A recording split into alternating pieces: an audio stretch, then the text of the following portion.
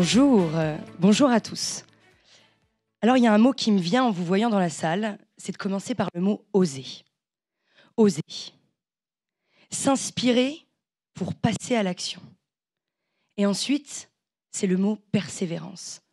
Ces trois mots, ils font écho dans mon cœur, dans mon corps, et je pense qu'ils font aussi écho dans le vôtre, puisque vous êtes des investisseurs, des entrepreneurs, des start-upers, comme on dit. Mais aujourd'hui, je suis sur scène, pas forcément pour vous parler de ça, pour vous parler de quelque chose de plus intime, un petit peu plus décalé avec le monde de l'entreprise, avec cet amour de soi. Cet amour de soi, pour moi, il est fondamental aujourd'hui de vous en faire part et de vous raconter pourquoi j'ai envie de vous en parler et surtout de vous partager une aventure qui a littéralement changé ma vie. Le 3 avril 2015, j'étais dans mon école, tout allait bien, j'avais des projets plein la tête, une belle autoroute du soleil qui arrivait en face de moi, je savais exactement ce que j'avais envie de faire. Et là, ce qui se passe, c'est que du jour au lendemain, je me retrouve dans une boîte noire. Je perds la vue des deux yeux, je me dis c'est pas possible, je vais sortir de ce film, ça arrive souvent aux autres. Après cette perte de vue, un diagnostic tombe, la sclérose en plaques. Diminutif SEP, pour ceux qui connaissent un peu. La deuxième phase, c'est cette phase de déni, cette phase de peur, cette phase d'anxiété, qu'on a tous ici dans cette pièce quand on sent qu'on ne contrôle plus rien.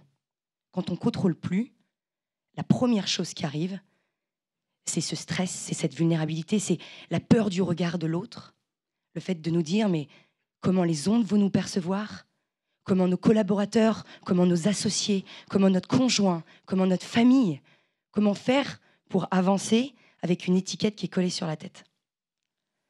J'écoute pas, je continue mon chemin, je continue cette autoroute, je veux absolument pas accepter ce diagnostic, c'est pas moi, c'est un autre corps, c'est une autre Marine. Et là, ce qui se passe, c'est que la vie est tellement bien faite que je perds la vue des deux yeux une deuxième fois. Donc je me retrouve dans une deuxième boîte noire.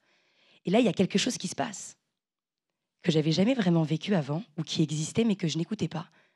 Et que vous, tous ici dans cette pièce, si vous avez monté votre entreprise, si vous êtes des dirigeants, si vous êtes des investisseurs, il y a eu un instant dans votre vie une petite voix qui vous a murmuré de vous dire « Allez-y, lancez-vous ». Il n'y a rien qui va vous rattraper, mais allez-y. Et moi, cette petite voix, ça a été de me dire, j'ai un corps qui ne marche plus, j'ai un esprit qui est indomptable, et j'ai une âme. Je pars du principe qu'on a tous une âme, qu'on soit chrétien, athée, bouddhiste ou musulman. Et là, je suis partie découvrir mon corps en me disant, je vais aller ressentir ce corps qui est en train de partir. Je vais aller canaliser mes pensées, puisque dès qu'on est face à un aléa, nos pensées sont indomptables. Et après, je vais voir si ce corps et cet esprit, s'ils reviennent unis, est-ce que c'est ça, en fait, cette singularité et le fait qu'on est tous uniques dans cette pièce aujourd'hui?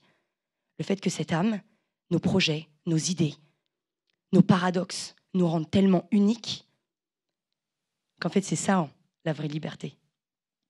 Je pars toute seule, j'avais jamais campé de ma vie, je pars faire 7000 km en Nouvelle-Zélande avec mon sac à dos. Je retiens une seule chose, c'est la puissance des mots. Je pars avec une sclérose en plaques, je reviens avec Rose. Je trouvais que c'était plus sympa de voyager avec Rosie.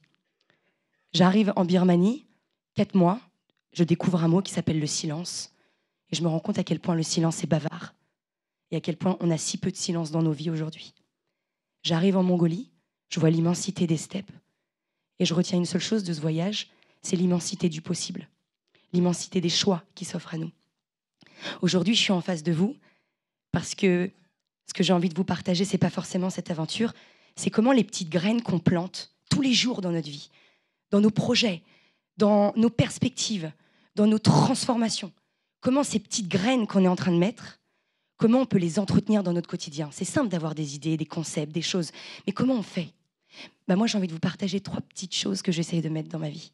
La première des choses, c'est d'accepter d'avoir des failles.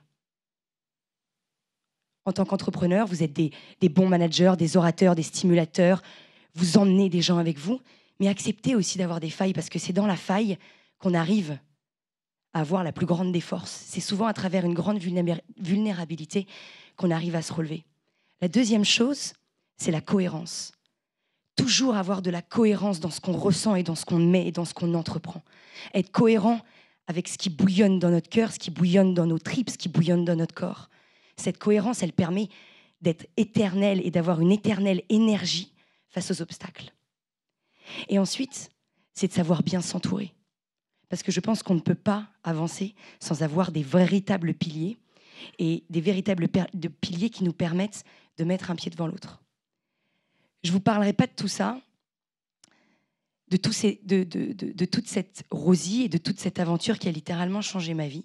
Parce qu'aujourd'hui, c'est comme si je vous parlais justement d'un défi que j'avais relevé. On m'avait prédit un fauteuil roulant, on m'avait prédit des béquilles, on m'avait prédit une perte de la vue, puisque j'avais perdu déjà 2 fois la vue. Et aujourd'hui, je suis en face de vous avec mes 2 jambes. C'est absolument pas un message de guérison. C'est absolument pas un message en vous disant « Allez-y, partez à l'autre bout du monde, vous découvrir, c'est comme ça qu'on va trouver la solution. » Non, c'est que le médicament, il est en nous. Et aujourd'hui, je vous propose quelque chose. C'est dans tout, un entrepreneur, il fait un voyage. Vous êtes déjà en train de faire un voyage. Vous voyagez tous les jours avec des obstacles, avec des défis, avec des choses, des imprévus, comme on dit. Mais je vous propose de vous aventurer dans un voyage plus intime, un voyage plus personnel, un voyage qui vous connecte à vous-même.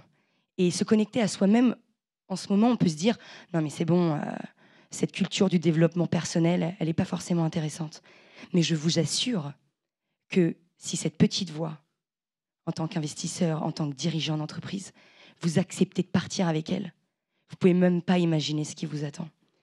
Je rêvais d'être journaliste, je n'ai jamais fait d'études pour ça, je m'en sentais incapable. Aujourd'hui, je présente une petite émission qui s'appelle Littoral sur France 3, dans les Côtes-d'Armor, enfin sur tout le littoral français, mais je retrouve mes racines, puisque je suis originaire des Côtes-d'Armor, cette côte de granit rose, pour ceux qui connaissent, il y a des Bretons dans la salle. J'avais jamais réalisé de film de ma vie, j'ai monté une société de production, et aujourd'hui, il y a un documentaire qui va sortir au cinéma dans quelques mois, et plein d'autres projets qui arrivent. Et je pense que sans Rosie, je serais littéralement passée à côté de ma vie. Je vais vous montrer une photo, qui est cette photo du marathon de Paris que j'ai fait l'année dernière. Cette photo du marathon de Paris, cette rage de vivre, ce poing en l'air. J'ai envie que vous, aujourd'hui, indépendamment de votre entreprise, vous puissiez avoir votre défi, un défi personnel. Un défi personnel parce que pour moi, c'est le meilleur des engrais pour pouvoir respirer, pour pouvoir avancer. Il y a plein de choses. Ça peut être un défi artistique, un défi sportif, un défi familial. Mais allez cultiver ça parce que c'est ça la véritable source du bonheur. Et après, remerciez vos aléas parce que c'est grâce à eux que vous êtes ici et qu'on met un pied devant l'autre. Donc moi, je dis merci à Rosie et merci à vous.